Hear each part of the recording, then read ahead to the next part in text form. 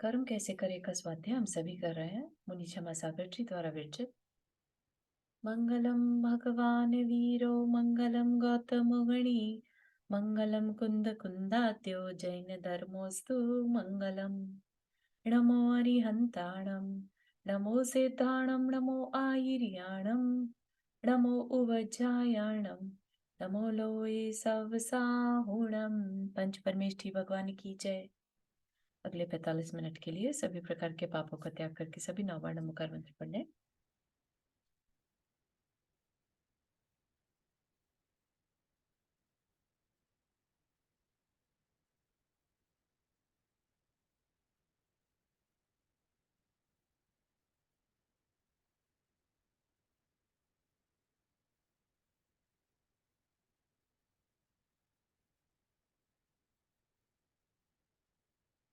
हम्म। तो आज का हमारा नया चैप्टर शुरू हो रहा है। नए कर्म के बारे में हम जानेंगे। ठीक। कर्म हमने समझा था कि किस तरह से हमारी जो लाइफ चलती है, हमारी लाइफ में जो घटनाएं हो रही हैं, सबकी सबकी जिम्मेदारी कर्म पर है। ठीक। कर्म लेकिन बांधने वाला कौन? तो हम हैं।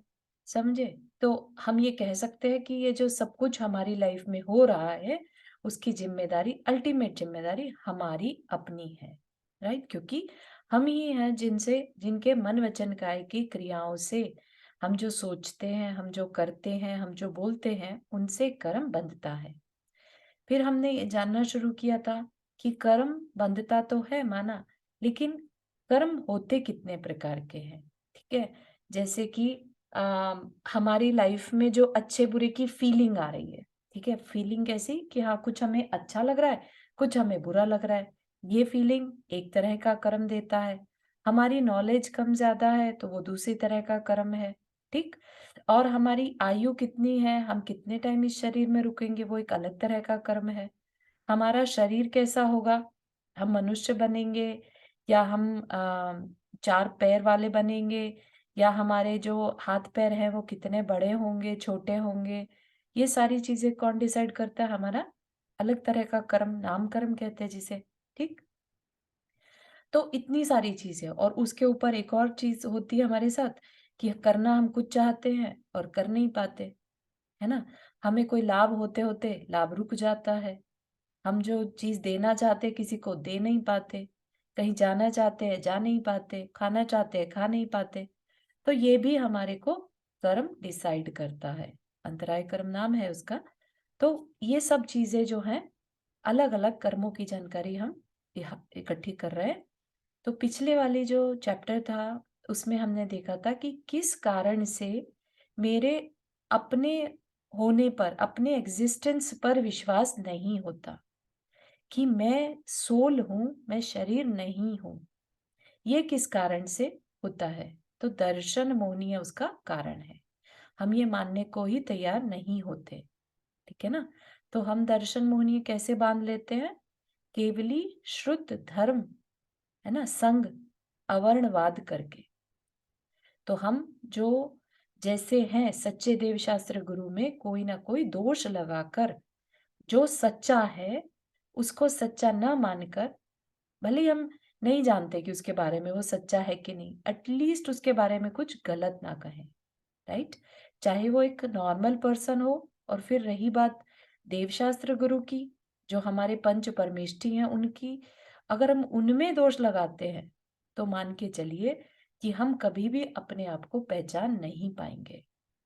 ठीक। ये इतना, इतने डीपर लेवल पे वर्क करता है। हमारी अवेयरनेस इतनी होनी चाहिए कि हम क्या सोच रहे हैं, हमारा बिलीफ सिस्टम क्या है। ठीक है। अगर हमारा बिलीफ सिस्टम अंदर ही अंदर ये कहता है कि ये तो सिर्फ मूर्ति है, इसमें हमें क्या फर्क पड़ रहा है ना, मूर्ति, जो लोग इनको मानते हैं, पूजते हैं, सब फालतू की चीजें हैं। ठीक है। तो ऐसी बातें भी अंदर में सोचना, अपने लिए ये मान के चलिए कि कहीं ना कहीं हम उस सही प्रक्रिया, जो हमें नहीं मालूम सही है कि गलत है, हम उस प्रक्रिया में दोष लगा दे रहे हैं। ठीक है। तो इन सब चीजों से बचना है। अगर हमें नहीं मालूम तो हम कहते नहीं मालूम। ठीक है ना। या हमें दूसरा कर रहा है तो हम उसमें बहुत ज़्यादा कमी ना निकालें, ठीक है? किसी न किसी अपेक्षा से वो अपनी समझ से वो काम कर रहा है, ठीक है? तो हम उसको थोड़ा कहीं न कहीं इस बात को मान के चलें कि वो अपनी पर्सपेक्टिव में सही है, ठीक? अब आगे बात आती है एक बहुत ही क्रिटिकल कर्म की, जो हमारी लाइफ में जिसकी वजह से हम बहुत बंधा हुआ महसूस करते हैं, ठीक है? वो क्या है देखते हैं कि हम सब के जीवन में कर्म हम करते हैं और उसका फल भी हमें चखना पड़ता है, ठीक है? ये बात तो हम सबको बहुत ही अच्छे से बात समझ में आ चुकी है, ठीक है? बुरे कर्म का फल बुरा होता है और भले कर्म का फल हमें अच्छा या भला मिलता है, ठीक है? कि बुरे कर दिया किसी का तो बुरा होगा, लेकिन भला किया तो ज़रूरी नहीं है कि हाथों हाथ अच्छा हो ही जाए, ठीक है? लेकिन हाँ, अल्टीमेटली अच्छा होगा, ठीक है? हमें अच्छा या भला मिलता है, भले कर्म का फल भला। ये एक बहुत कॉमन सी चीज़ है, लेकिन नियम सिर्फ इतना ही नहीं है, नियम इससे भी ज़्यादा है। अगर हवाएँ हवाएँ न्यूट्रल हैं, राइट? लेकिन लेट्स से वो हवाएँ किसी बगीचे के ऊपर से, फूलों के बगीचे के ऊपर से गुज़री, तो वो हवाएँ क्या होंगी? सुगंध से भर जाएँगी। और वही हवाएँ किसी शमशान में सड़ने वाले शवों के ऊपर से गुज़रती हैं, तो वही हवाएँ दुर्गंध से भर जाती हैं, ठीक है? तो कुछ न्यूट्रल भी हो अगर, लेकिन जिसके टच में आएगा, वो वैसा ही बिहेव करने लगती हैं। ठीक इसी तरह से हम किसी को अपने जीवन में उसके प्रति अच्छा करें, तब भी संभव है कि वहाँ से रिटर्न अच्छा ना मिले। और कभी-कभी किसी के प्रति हम अच्छा ना करें, फिर भी वहाँ से रिटर्न अच्छा मिल सकता है। हमारे प्रेम की हवाएँ, ठीक है? तो हवाओं को यहाँ पर किससे रिप्रेज़ेंट किया? हमारे भावों से, ठीक? हमारे प्रेम की हवाएँ सामने वाले की घृणा से टकरा कर, लेट्स से सामने वाला बहुत खराब नेचर का है, ठीक है? तो हमने अगर अच्छा बिहेव भी किया, तो सामने वाला कैसा है, ठीक है? वो परिस्थिति कैसी है, तो उससे टकरा कर लेट्स से वो बहुत बुरा है, तो क्या होगा? हमारे प्रेम की हवाएँ दुर्गंध से युक्त हो जाएँगी। ठीक? ये हमें देखना होगा कि हमने अपनी हवाएँ किधर भेजी हैं। तो जिधर भेजी हैं, अगर वो जगह दुर्गंध वाली है, तो वहाँ से रिटर्न कैसी आएँगी? दुर्गंध वाली ही आएँगी। ठीक? तो हम ये फिर क्वेश्चन ये ना करें कि हम तो बहुत अच्छा करते हैं, हमें अच्छा क्यों नहीं मिलता? है ना? तो ये भी हमें देखना होगा कि हमारी हवाएँ किस तरफ जा रही हैं।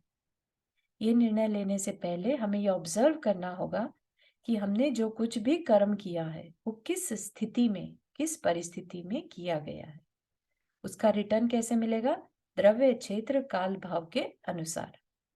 द्रव्य क्षेत्र काल भाव मतलब द्रव्य कैसा है, हमारे अंदर के भाव कैसे हैं, हमारा क्षेत्र कैसा है, हम किस जगह पर खड़े हैं, मंदिर में खड़े हैं कि बाजार में खड़े हैं, पंचम काल में खड़े हैं या नरक में खड़े हैं, स्वर्ग में खड़े, कहाँ खड़े हैं, है ना?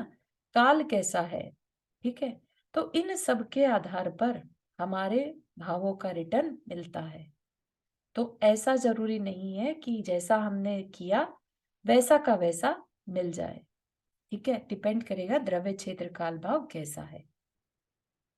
उसी को एक और एग्ज़ाम्पल से बता रहे हैं कि हमने एक गेंद ज़ोर से फेंकी, ठीक?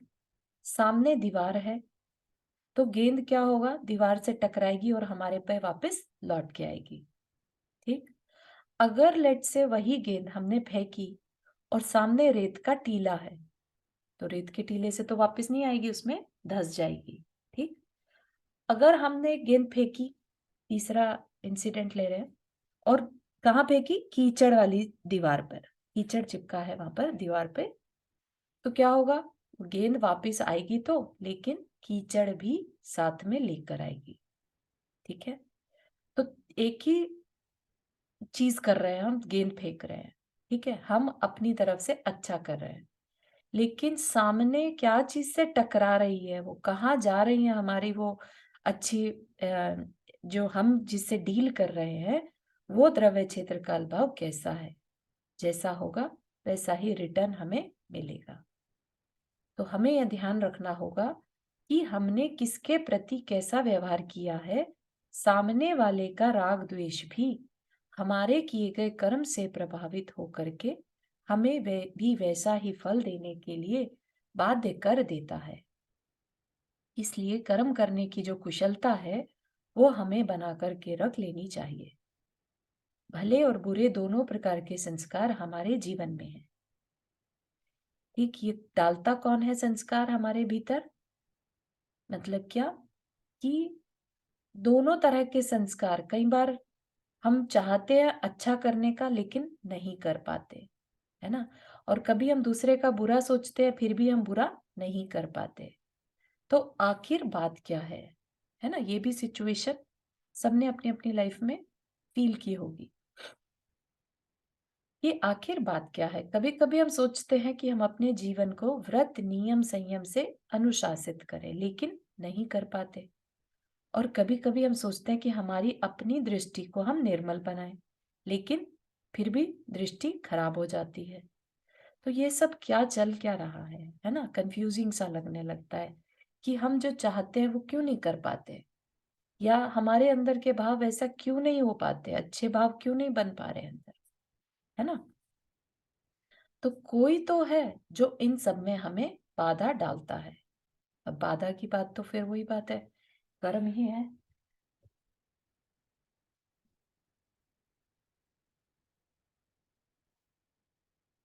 इसमें थोड़ा एलर्जीज का सीजन चल रहा है यहाँ पे, तो जो हमें थोड़े भी व्रतों को ना होने दे, वह भी एक तरह की कषाय है।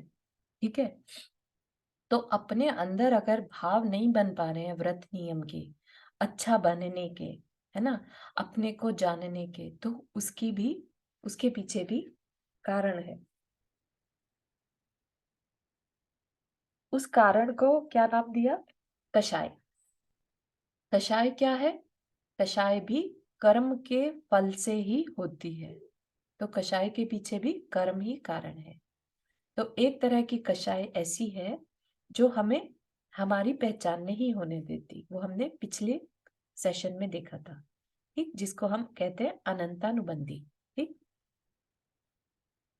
फिर अब ऐसी कषाय भी है जो हमें व्रतों को नहीं होने देती या हमें महाव्रत नहीं लेने देती, जो पाप कार्य है। व्रत मतलब यहाँ पर क्या? पाप कार्यों को न छोड़ने देना। ठीक है, पाप कार्यों से विरत हो जाना ही व्रत है। ठीक, तो हम पापों को क्यों नहीं छोड़ पा रहे हैं? क्योंकि उसके पीछे कारण एक कषाय है। ठीक, हम पूरी तरह से पापों को नहीं छोड़ पा रहे, वह भी कषाय है। वो भी हमारे अपने परिणामों की कलुषता है। कलुषता मतलब कालापन। हमारे ही परिणामों में ऐसे भाव बार बार होते रहते हैं। अरे क्या रखा है व्रत लेने में, क्या रखा है? हिंसा छोड़ देने से क्या मिल जाएगा, है ना? आराम से जियो, मजे करो, है ना? अपना बस बैंक बैलेंस भरो, चाहे दूसरे को उससे तकलीफ हो, हाउ डज इट मैटर?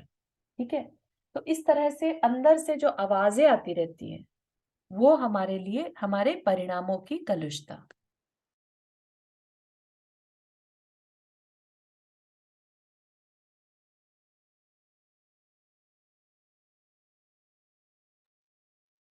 ठीक, कषाय और कोई चीज नहीं, कषाय ही हमारे परिणामों की कलुषता है। ठीक, अब उस कषाय को या कि उस मन की कलुषता को हम समझें तो संभव है कि हम वर्तमान में ऐसे कई ऐसे कर्म करें जिससे कि हमारा जीवन ऊंचा उठे, अच्छा बने। रेत का एक कण भी अगर खाने की चीज में मिल जाए तो सारा मजा किरकिरा हो जाता है ना? सभी इस चीज को एक्सपीरियंस करते हैं। दुर्गंध का एक कण भी वातावरण में आ जाए तो सारे वातावरण को विषाक्त और दुर्गंधमय कर देता है। यही स्थिति हमारे अपने परिणामों की या कषाय की है। कलुषता के कारण क्या होता है हमारे साथ कि हमारा एक कोई ऐसी आदत या ऐसा संस्कार हमारे अंदर बैठा है जो हमें अच्छे काम करने नहीं देता। ठीक है, कुछ भी अच्छा सोचने जाएंगे तो नहीं कर पाएंगे। हमारे भीतर द्वेष और घृणा के जो भाव हैं, हमारे अनचाहे, हमारे संस्कारवश जो आते चले जाते हैं हमारे अंदर, हम सबके अंदर। आप ये मत समझिए कि मैंने सेशन कंडक्ट किया तो मेरे अंदर द्वेष घृणा के भाव नहीं है। ठीक है, सबके अंदर जो भी हम ह्यूमन बीइंग हैं, ठीक है, मुनि महाराज को निकाल देते हैं यहाँ से, क्योंकि मुनि महाराज एक ऐसी अवस्था हो जाती है जब वो अपने अंदर के देश और घृणा के भावों को बहुत अच्छे से आइडेंटिफाई कर पाते हैं। ऐसा नहीं है कि उनके अंदर नहीं आते, उनके अंदर भी आते हैं, लेकिन वो उसे आइडेंटिफाई करके इमीडिएटली हटा देते हैं, वो उसको हावी नहीं होने देते। लेकिन हमारे साथ क्या प्रॉब्लम होती है, हमारे अंदर जो द्वेष और घृणा के भाव हैं, किसी से जेलेसी के भाव हैं, किसी से किसी से क्रोध के भाव है, ठीक है, वो हमारे अंदर बस उठते रहते हैं। ठीक है, मोस्टली टाइम क्या होता है, हम नेगेटिव सोच ज्यादा रखते हैं, और हमारा ब्रेन जो है, हमारा हमारा जो थॉट प्रोसेस है वो कंटिन्यूअस चलता रहता है। जो चीजें हमें अच्छी लगती हैं और हमें नहीं मिल रही तो हम उनको सोचते रहेंगे। जो चीज दूसरे के पास है और हमारे पास नहीं है, हम उसके बारे में सोचते रहेंगे, है ना। हमें क्या करना है, फ्यूचर के बारे में सोचते रहेंगे, हमारे साथ क्या हो गया हम उसके बारे में सोचते रहेंगे। तो कंटिन्यूअसली हम संस्कारवश यही सिर्फ बातें, थॉट प्रोसेस चलता रहता है, और उसको क्या कहा, हमारे परिणामों की कलुषता। वे ठीक ऐसा ही है, वातावरण को दुर्गंधित करते होंगे, जैसा कि हवा में एक दुर्गंध का कण आ जाए तो सारे वातावरण को विषाक्त कर देता है। रेत का कण आ जाए तो खाने के मजे को किरकिरा कर देता है। नीम तो कड़वी होती ही है भैया, लेकिन ध्यान रखना, नीम का बीज भी कड़वा होता है। ये जो हमारे अंदर अशुभ परिणाम होते हैं, वे तो अशुभ है ही, लेकिन उन अशुभ परिणामों का जो बीज हमारे भीतर, ये कषाय रूप जो है, कषाय क्या है, हमारे अंदर अशुभ का बीज है, अशुभ परिणामों का बीज, तो उससे बार बार फल निकलता रहता है। हम कितना भी ऊपर से काट दें, अगर अंदर में बीज पड़ा है ना, और वो बीज किसका है, कड़वा या विषाक्त है, तो उससे जो पेड़ निकलेगा, उससे जो पौधा बनेगा, वो भी विषाक्त ही होगा। ठीक है ना। तो ये दोनों ही चीजों पे हमें वर्क करना होगा, ना सिर्फ कि हमें बाहर में जो दिखाई दे रहा है, जो हमने बोल दिया, जो हमने कह दिया, वो ही नहीं, ये हुआ कैसे, ये हमारे अंदर कषाय जो बैठी है, ठीक है, हमारे अंदर तो कर्म के रूप में कषाय जो बैठी है, वो बार बार हमें इस तरह से करने को उकसाती रहती है। ठीक, क्या कह रहे हैं, हम किसी से गाली सुनना पसंद नहीं करते, तो हमारा फर्ज है कि अब हम भी अब गाली देना बंद करें। अगर हम किसी से अपने जीवन में दुख नहीं पाना चाहते, तो हमारा फर्ज है कि हम भी दूसरों को दुख देना बंद करें। आचार्य भगवंत इसी स्टाइल में लिखते हैं कि यदि हम आगे कर्म नहीं बांधना चाहते, तो हम कषाय करना बंद कर दें। सबसे ज्यादा कर्म बंधते हैं तो कषाय से बंधते हैं। और कषाय क्या है, अशुभ परिणाम, हमारे अंदर उठने वाले अशुभ परिणाम। सभी को मालूम होगा अशुभ परिणाम किन्हें कहेंगे, है ना, जो पापों से युक्त हो, जिसमें दूसरे को हम दुख देना चाहते हो, वो अशुभ परिणाम। ठीक, वो हमारी कषायों के कारण हमारे अंदर उठते रहते हैं। तो जिससे कर्म न बांधना हो, वे कषाय ना करें। जो दुख नहीं चाहते, वे दूसरे को दुख देना बंद करें। ठीक इसी तरह जो अपने जीवन में कर्मों का बंधन नहीं चाहते, जो संसार से मुक्त होना चाहते हैं, उसके लिए एक ही बात लिखी, वे कषाय ना करें। कषाय की तासीर है कि वो हमें अपने आपे में नहीं रहने देती।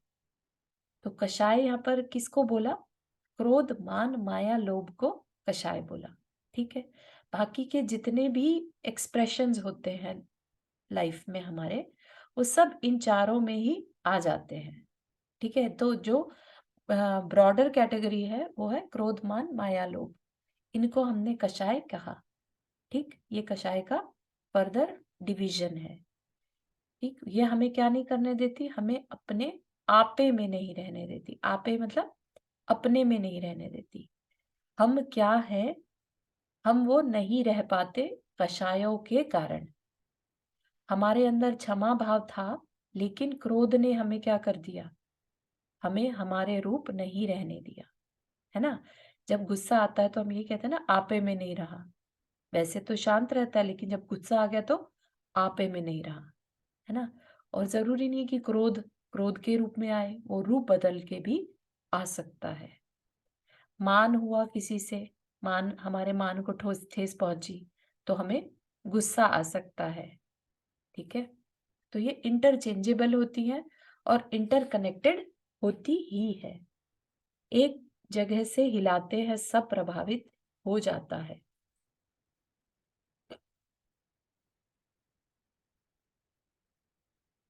इतना ही नहीं, हम बहुत जल्दी इनको एक दूसरे से इंटरचेंज कर लेते हैं। ये हमें किसी भी रूप में, चाहे क्रोध के रूप में आए, चाहे अहंकार के रूप में आए, चाहे छल कपट, है ना, और या चाहे किसी लोभ के रूप में आए, चाहे किसी भी रूप में आए, हम अपने आपे में नहीं रह पाते। सोच के देखिएगा, लोभ होता है जब हमें, है ना, तब भी हम अपनी शांत प्रवृत्ति को नहीं रख पाते। हमारे अंदर तरह तरह के विचार चलने लगते हैं। ये जो मुझे चीज चाहिए, मैं कैसे पालूं इसे, है ना। चाहे वो दुनिया की कोई सी चीज हो, हमारे पास पॉसिबिलिटी हो नहीं हो, लेकिन हम जब उसे पाने की सोच लेते हैं, तो हम उसको कैसे पाएं, ये दिमाग में चलता रहता है। तो क्या ये संकल्प विकल्प हमारा स्वभाव था?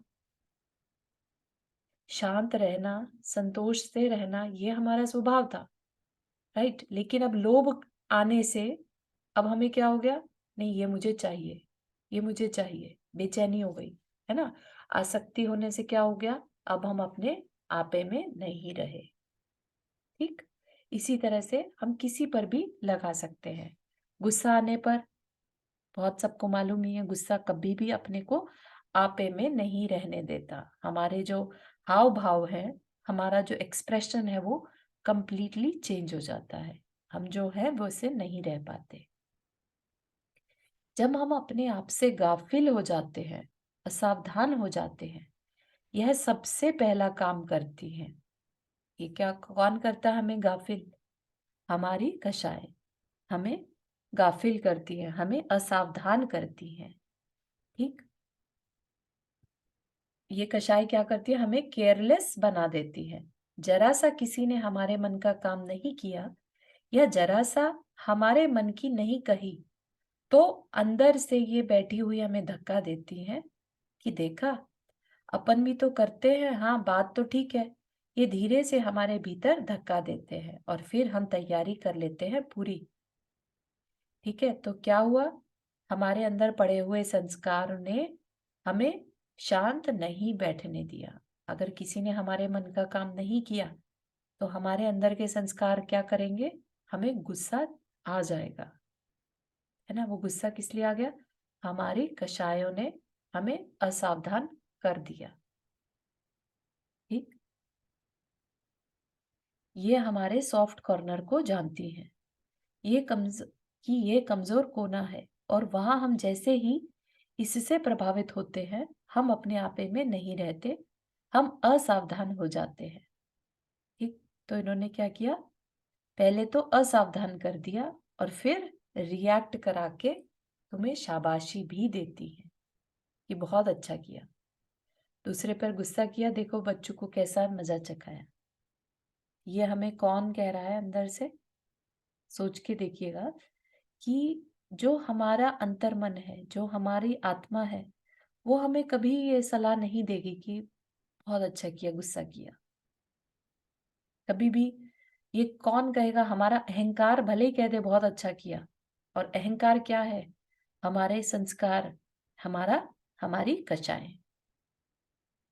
राइट। तो ये जो सारे परिणाम हो रहे हैं हमें कंटिन्यूअस, ये सब हमारे कषायों के संस्कार हैं। वो हमें अंदर से कुछ भी अपने आपे में ना रह पाए ऐसे उकसाती रहती हैं कि गुस्सा करो बहुत अच्छी बात है, मान करो बहुत अच्छी बात है ना? लोभ करो बहुत अच्छा है, लगे रहो, है ना? ताकि कहीं से भी हम अपने आत्मा के बारे में ना सोच लें। आत्मा के बारे में सोचेंगे तो कर्मों की पकड़ ढीली पड़ जाएगी, इनका अस्तित्व खत्म हो जाएगा, है ना? तो इसलिए एक अंदर ही अंदर हमारे ये सब काम चलता रहता है। ये क्रोध और ये जो कषाय है ये अपना खेल खेलती रहती है हमारे साथ। बात समझ में आ रही है? डिफिकल्ट तो नहीं लग रहा है?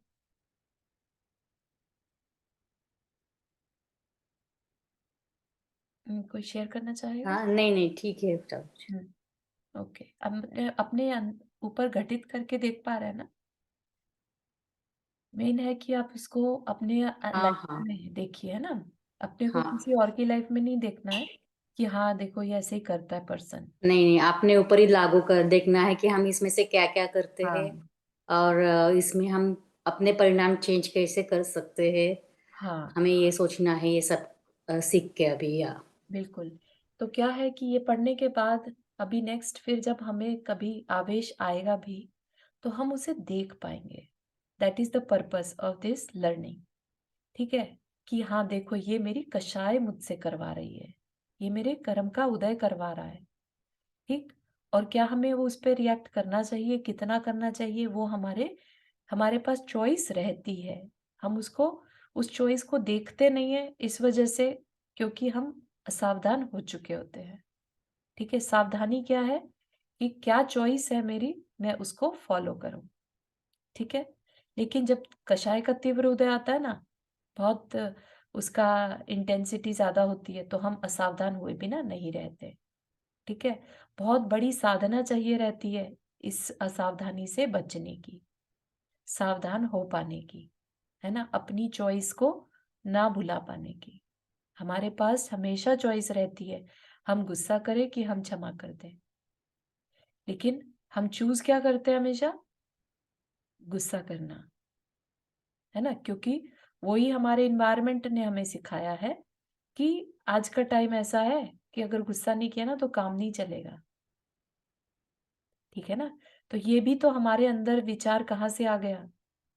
हमारी कषाय ही करवाती है, ठीक? क्योंकि हमने उस बात को तो बहुत अच्छे से ऑब्ज़र्व कर लिया कि इसके बिना काम नहीं चलेगा, है ना? लेकिन इससे हमारा कर्म बंध रहा है, इससे हमारी आत्मा का कल्याण हो रहा है, ये बात हम कभी पकड़ते नहीं, ना ऑब्ज़र्वेशन में लाते और ना ही अपना उससे कभी कुछ फ़ायदा कर पाते हैं। क्योंकि ये कषाय चाहती नहीं कि हम उस तरफ दिमाग लगाएँ। ठीक? तो क्या कहती है ये असावधान होते ही हमें क्या एहसास कराती है?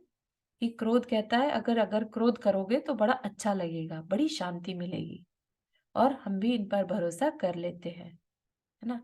खुजली का एग्ज़ाम्पल दिया कि जैसे कभी कहीं खुजली हो रही हो, है ना? और हम उसे हल्का-सा रगड़ते हैं, ठीक? तो अच्छा लगता है। समझ रहे हैं आप? खुजली हो रही है और हम उसे रगड़ दें तो अच्छा लगता है। लेकिन थोड़ी देर बाद क्या होता है वहाँ पे? फिर और खुजली वहाँ पे जो वेदना है, जलन है वो बढ़ जाती है ना? ऐसे ही होता है ना? लेकिन स्टार्टिंग में हमें क्या लगता है? रगड़ने पर अच्छा लग रहा है, ठीक? लेकिन बाद की जो वेदना और जलन है, उसका उस समय पर हमें भान नहीं रहता। ये जितनी ज़ोर से हम खुजली कर रहे हैं ना, अभी इसमें से खून निकलने लगेगा या यहाँ पर और तीखा दर्द होने लगेगा। उस टाइम हमें बस ये लगता है कि नहीं ये खुजली तो करनी है ना? सेम चीज़ कषाय हमारे साथ करती है। कषाय हमारे लिए खुजली के जैसी है, हमें खुजली हुई हमने कर दी। अब उसके बाद जो तकलीफ होगी और तीव्र जो हो सकता है खुजली और तीव्र हो जाए या और बड़ा घाव वहाँ पर बन जाए। उसको किसे भुगतना पड़ेगा? खुद ही भुगतना पड़ेगा, है ना? तो यही काम कषाय करती है। ज़रा-सा अगर किसी ने एक बात कही, भीतर की कषाय कहती है, तुम कमज़ोर नहीं हो, सुन लई? वह एक कहे तुम फ़ौरन 2 कहो, है ना? तब जाने कि तुम ताकतवर हो। वे हमें प्रेरणा देती है कि हम असावधान हो जाते हैं। जैसे ही दूसरे की बात जो कि हमारे मन की नहीं है, हम उसको महत्व देते हैं। इसको? कषाय को। कषाय चाहती यही है कि हम महत्व दें। ठीक है? महत्व देने से ही उसका अस्तित्व बना हुआ है। और हमने जैसे ही महत्व दिया, हम अपने आपे से बाहर हुए, असावधान हुए, और बस इनकी तासीर है कि ये धीरे-धीरे हमें डायरेक्शन देती हैं कि तुम हमें करोगे तो सुख मिलेगा। जैसे खुजली के केस में था, खुजली करोगे तो अच्छा लगेगा। कषाय कहती है कि हमें तुम करोगे तो तुम्हें मज़ा आएगा, है ना? और हम क्या कर लेते हैं? अपनी तकलीफ को और बढ़ा लेते हैं। जरा-जरा सी कषाय शुरू-शुरू में ये सोचकर कि मेरा वर्चस्व हो जाएगा कर लेते हैं, और फिर बाद में हम अपने वश में नहीं रहते। ये बढ़ती चली जाती है। ठीक है? एक तरह का एडिक्शन हो जाता है हमें।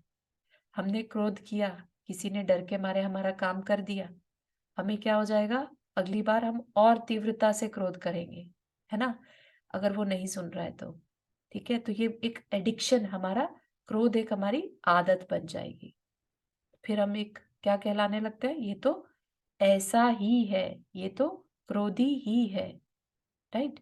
क्या हम शुरू से क्रोधी थे? नहीं। हमें क्रोध करने में मजा आने लगा, तो हम क्रोधी कहलाने लगे। अब हम उसके कंट्रोल में आ गए। अब हम चाह के भी अपने गुस्से पर कंट्रोल नहीं कर पाते, राइट? अब हमें थोड़ा पछताना पड़ता है कि मैं इतना क्रोधी क्यों हूँ? मैं क्यों नहीं अपने क्रोध को पहचान पाता? क्यों नहीं उस पे कंट्रोल कर पाता? है ना?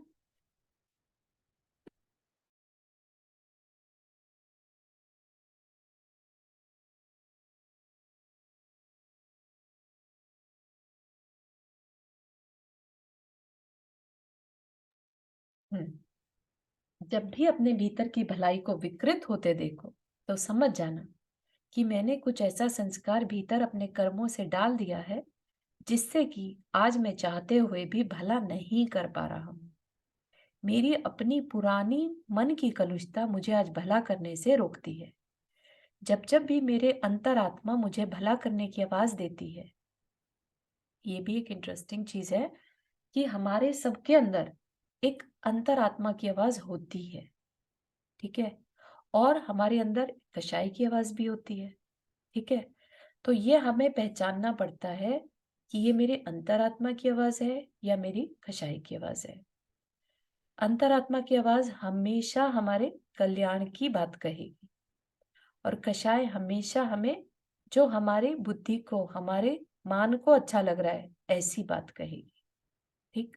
तो ये हमें बहुत अच्छे से पहचानना होगा कि मेरी अंतरात्मा जो मेरे भले के लिए है, जिसको कि इंटरनल गाइडेंस भी कहते हैं। हम सबके अंदर एक गुरु होता है ना? अंतरात्मा को ही वो गुरु कहा जाता है। तो वो गुरु हमें कभी भी भटकने नहीं देता, ठीक? लेकिन हमारी कषाएँ इतनी ओवर पावर हो जाती हैं कि हम उस अंतरात्मा की आवाज़ को भी दबाने को रेडी हो जाते हैं, क्योंकि हमें मज़ा आने लगता है ना? जैसे खुजली के केस में बताया था, राइट? किसी को अगर लोभ का उदय आ जाए, तो वो डरता नहीं है चोरी करने से भी, राइट? टैक्स की चोरी भी क्या है? चोरी क्या है? यही तो है ना? लोभ कषाय तो है, राइट? तो ये कैसे हो गया अंदर से? ये कषाय कहती है, अरे क्या मज़ा आया ना? चोरी करी पता भी नहीं चला किसी को, है ना? तो ये हमारी अंतरात्मा जो कह रही थी कि नहीं चोरी करनी अच्छी बात नहीं है, वो हमने नहीं सुना। संसार में बहुत लोग भलाई करते हैं, क्या मिलता है? ये आवाज़ किसकी है? आप बता सकते हैं। ये हमारी अंतरात्मा की आवाज़ है या हमारी कषाय की आवाज़ है? संसार में बहुत लोग भलाई करते हैं, क्या मिलता है? कुछ नहीं मिलता। कोई बताना चाहेगा किसकी आवाज़ है? कषाय कषाय किसकी? की अंतरात्मा कषाय। अंतरात्मा की और कषाय को लिए हुए नहीं, अंतरात्मा की आवाज़ ये कहती कि संसार के बहुत लोग भलाई करते हैं, उन्हें मिलता क्या है ना? कषाय कषाय की भावना की आवाज। हाँ, कषाय की आवाज़ है ये जो कहती है जैसे ये क्यों संस्कार कर पड़ रहे गया हो? हमारे अंदर, है ना? हमारे अंदर हम्म संस्कार पड़ गया कि आ, किसी को भी क्या मिला, जो हम ऑब्जर्व करते हैं डे टू डे में, मिलता क्या है भलाई करने से? कुछ तो नहीं मिलता, तो हम क्यों करें, है ना? तो ये क्या है, ये कषाय की आवाज है। ठीक है, ये जो ऐसी सलाह है, ये ऐसी बुद्धि जो हमें ऐसी सलाह दे रही है, वो किससे प्रेरित है? वो हमारी कषाय यानी कि हमारी कलुषता से प्रेरित है। वो संस्कार इतना प्रबल है, इस संस्कार को नहीं डालना हो आगे से तो क्या करें, क्योंकि संस्कार के दुष्परिणाम आज हमारे सामने हैं। अगर हम आज भला नहीं कर पा रहे हैं तो उसके पीछे कारण है। अगर हम व्रत नियम लेकर के अपने जीवन को नियंत्रित नहीं कर पा रहे हैं, आत्म अनुशासित नहीं कर पा रहे हैं, तो उसका कोई कारण है, और वो कारण है कि मैंने पहले ऐसा संक्लेश परिणाम किया होगा। आज अगर हम व्रत नियम लेते हैं तो क्या होगा, हमारी लाइफ में शांति ही बढ़ती है, राइट? हम डिसिप्लिन्ड हो जाते हैं, आत्म अनुशासित हो जाते हैं, तो क्या होता है, हमारी लाइफ में शांति ही बढ़ती है। लेकिन हम ये सब नहीं कर पाते, क्यों? क्योंकि हमने पहले भी संक्लेश किया, ठीक है, और अपने उस संक्लेश परिणाम से वैसा संस्कार बना लिया। ठीक है, जो खुजली वाला एग्जाम्पल है, आप उसको याद रखिएगा। खुजली करना, उस खुजली को मिटाने के लिए फर्दर खुजली करना से क्या होगा, सिर्फ वो घाव गहरा हो जाएगा, उससे कहीं से भी शांति नहीं मिलेगी। ऐसे ही हम जो संक्लेश परिणाम यानी केओटिक थॉट्स या कलुषित परिणाम कर लेते हैं, उससे हम फर्दर नया जो परिणाम बांधते हैं वो कलुषित ही बांधते हैं। ठीक है ना? इसीलिए क्या कहा, कषायोदयात परिणामा, कषाय के उदय में जो हम परिणाम करते हैं उसी से ये मोहनीय कर्म बंधता है। ठीक है, कषाय के उदय के जो परिणाम होते हैं, जो हम जिसे हम रिएक्शन भी कहते हैं। ठीक है, हम बहुत बार बोलते हुए पाए जाते हैं ना कि हमने रिएक्ट कर दिया, हमें रिस्पॉन्स करना था, हमने रिएक्ट कर दिया। तो रिएक्शन क्या है, बेसिकली कषाय के उदय के परिणाम को रिएक्शन कहते हैं। ठीक, रिस्पॉन्स में क्या होता है, हम पूरी बात को समझ के क्या कहना चाहिए वैसा हम बोलते हैं। ठीक है ना? तो चॉइसेस दोनों हमारे पास है, हमें रिएक्ट करना है कि हमें रिस्पॉन्स करना है, लेकिन मोस्टली हमारी आदत किसकी पड़ी है, रिएक्ट करने की। ठीक है ना? कषाय के उदय में जब हम परिणामों को तीव्र बनाते हैं, हमारा अपना एफर्ट है तीव्र बनाना है कि नहीं बनाना, ये चॉइस हमारी है। हम चाहे तो उनको मंद भी बना सकते हैं, उनकी दिशा भी बदल सकते हैं। कषायों की तीव्रता क्या कहलाती है, उसके लिए भी आचार्य ने लिख दिया कि कोई ऐसा ना समझे कि कषायों की तीव्रता का मतलब उछल कूद करना ही हो। मतलब कि कषाय की तीव्रता का यहाँ पर ये मतलब नहीं है कि कोई जो चिल्ला रहा है, चीख रहा है, वो ही कषायों की तीव्रता है। नहीं, कोई बहुत शांति से कॉर्नर में बैठा है तो भी उसकी कषायों में तीव्रता हो सकती है। अंदर ही अंदर उसके परिणाम किसी दूसरे को देखकर बहुत ज्यादा घृणा के, जेलेसी के हो रहे हैं, है ना? कैसे इसका जीवन बर्बाद कर दूं, इस तरह के भाव हो रहे हैं, तो ये क्या है, ये भी कषायों की तीव्रता है। ठीक है ना? कोई बहुत ही अपने आप में सज्जन बन के बैठा है, तब भी कषायों की तीव्रता मापनी हो तो माप ले। जो जगत कल्याण करने वाले सज्जन पुरुष हैं, उनके प्रति अगर मन में दुर्भाव उत्पन्न हो तो समझना कि कषाय बहुत तीव्र है। ठीक है, इसमें कुछ नहीं ये लगना। बहुत सुंदर बताया ये। हाँ हाँ, सज्जन पुरुष के बारे में हम सोचते हैं कि बहुत ये कर रहा है। हाँ अच्छा। हाँ, तो अगर उनके लिए हमारे मन में अच्छे भाव नहीं है दुर्भाव, हाँ, तो बहुत तो ये बहुत भी ही कषाय तीव्र। बहुत तीव्र है। हाँ। बिल्कुल सही है ना? तो ये बहुत अच्छी अच्छी बातें हैं, ये हमें अपने ही परिणामों को पढ़ने के छोटे छोटे एग्जाम्पल्स हैं, है ना? अब हम दिन भर में या कहीं पर भी देखें हमारे परिणाम चल कैसे रहे हैं। अगर हम किसी गुणवान को देखकर हमारे अंदर कषाय हो रही है, उसके प्रति जेलेसी हो रही है तो समझिएगा हमारी कषाय तीव्र है। ठीक, इसमें कुछ नहीं लगना। किसमें कुछ नहीं लगना? कि भाई तुम चुपचाप बैठे हो एक तरफ और सोचे जा रहे हो बहुत नेगेटिव किसी के लिए, है ना? चुपचाप बैठे होंगे कोने में, लेकिन भीतर जब भी कोई जगत के कल्याण करने में लगे हैं, ऐसे साधुजनों के प्रति मन में दुर्भावना आ जाए, धर्म का विरोध करने की भावना मन के भीतर आ जाए, यहाँ तक कि धर्म का घात करने की भावना आ जाए, तो समझना कि कषाय की अत्यंत तीव्रता है।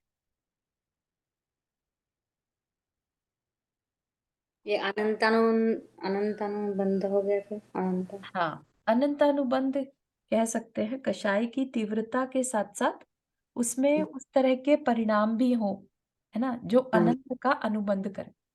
हाँ जैसे जैसे हाँ वैर बांध लेना, बराबर। वैर के परिणाम कर लेना, है ना, किसी हाँ। के साथ हमने ऐसे परिणाम बांध दिए। हाँ, नंदा जी आपने हाथ रेज किया। हाँ, ये आपने जो अभी बोला ना, धर्म का घात करने की भावना या धर्म का विरोध करने की भावना, हम्म। तो इसको एक्सप्लेन करिए, क्या इसमें भाव होते हैं और हाँ, किस तरह से धर्म मतलब। का विरोध करने की भावना मतलब कोई अच्छा कर रहा है। धर्म यहाँ पर सिर्फ धार्मिक चीज से नहीं लेना, ठीक है? अच्छा, नहीं, धर्म, जैसे अभी हम लोग शास्त्र पढ़ रहे थे एक दिन, तो डिस्कस किया था, मैंने भी कहा था कि हम मंदिर, हमारे रिलीजन में मंदिर बनवाने के लिए हाँ बहुत वो कहा जाता है, और मतलब जैसे अगर मंदिर में खाने की एक व्यवस्था हो जिससे सभी, जो भी मंदिर आए, गरीब आए अमीर आए जो भी आए, खाना उसको मिल जाए, तो मतलब उस तरह की चर्चा करना, क्या वो भी धर्म विरोधी चर्चा है? नहीं, धर्म विरोधी तो नहीं कहेंगे उसको, तो आप एक क्लैरिटी के लिए लेके आ रहे हैं, राइट? ठीक है ना, मतलब आप अपना बस पक्ष रख रहे हैं, लेकिन आप उसके विरोध में भी नहीं है। ठीक है ना, कि मंदिर भी बनवाओ लेकिन साथ में ये भी काम करो। ठीक है ना, अगर आप ये कहेंगे कि नहीं हम मंदिर के बिल्कुल अगेंस्ट हैं। नहीं, मंदिर नहीं, जैसे मैंने ये भी कहा था कि अगर पास पास में दो, क्योंकि जैसे मंदिर है, आई अंडरस्टैंड, मंदिर बहुत अच्छी जगह है जहाँ जाके लोगों को मनोबल बढ़ता है और मतलब हाँ जी, आत्मा की शक्ति बढ़ती है। बिल्कुल। लेकिन अगर हम पास पास बहुत सारे मंदिर बना देते हैं तो मतलब वो हाँ, जो पर्पस है उसका, क्या तब भी वो होता है? क्योंकि सिर्फ हमें ये लाभ होगा, इसका पुण्य मिलेगा, इस वजह से मंदिर बनवाना, मतलब ये मेरा वो था। हाँ, हाँ, नहीं ठीक है। तो उसमें वही है जिसके पास सामर्थ्य है, राइट? उसके उसकी सिचुएशन देखनी पड़ेगी। अपन किसी के बारे में यहाँ पर बैठकर अपन नहीं एज्यूम कर सकते कुछ भी बात, कि उसने मंदिर क्यों बनाया होगा, उसने पैसे का वेस्टेज कर दिया, वो कहीं और नहीं लगा रहा है। ये बातें अगर हमें क्लियर है तब तो हम बोले। लेकिन लेट्स से उसने, उसके पास बहुत पैसा था और उसने एक मंदिर बनवा लिया, ठीक है ना?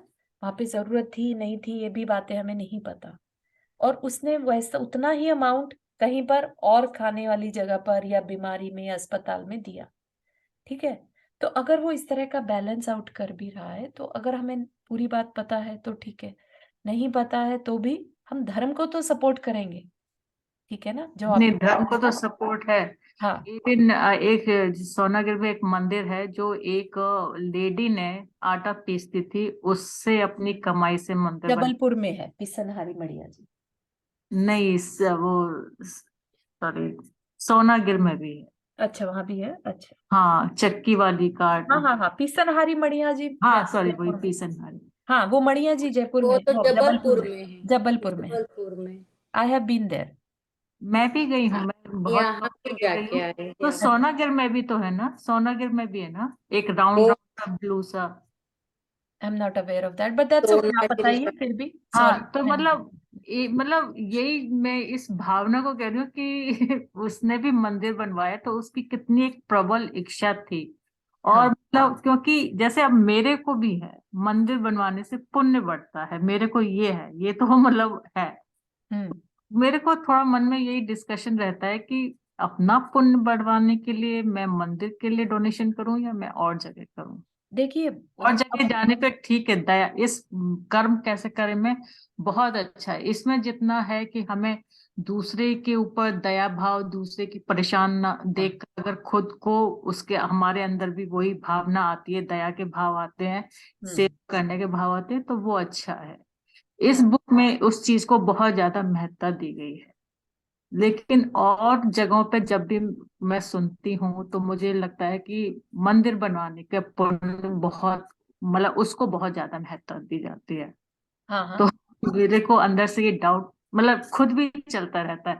और एक्चुअली सही बताऊं तो मतलब मैंने भी एक्सपीरियंस किया है कि जब मंदिर में डोनेशन करते हैं तो बहुत धन लाभ होता है, और मतलब हाँ हाँ। तो फिर मुझे अब ये और लगने लगा है कि हम कहीं लालच की वजह से तो नहीं मंदिर में डोनेशन कर रहे नहीं हैं। नहीं नहीं नहीं, बिल्कुल नहीं। और देखिए ये जो पिसनहारी मणिया जी वाला मंदिर की आपने जो बात करी, राइट, 15वीं हम्म शताब्दी में बना, ठीक है।